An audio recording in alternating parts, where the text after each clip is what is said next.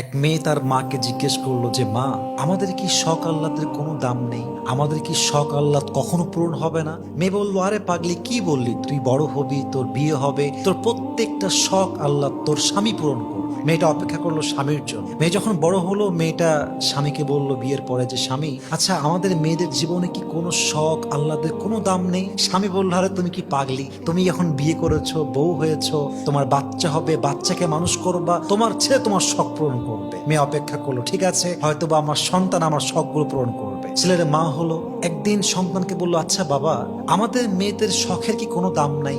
আমাদের আল্লাদের কোনো দাম কি পৃথিবীতে নেই? সন্তান বলছে, মা তোমার কি মাথা খারাপ? তোমার বয়স হয়ে গিয়েছে, তোমার এক পা কবরে ঢুকে গিয়েছে, তুমি এখন আল্লাহ বিল্লাহ করবা, কবরের ফিকির করবা। তখন মেয়েটা বুঝতে পারলো যে আসলে পৃথিবীতে নারীদের শখ বলতে কিছু নেই। পৃথিবীটা নারীদের আল্লাহ পূরণের জায়গা নয়, নারীদের প্রথম এবং শেষ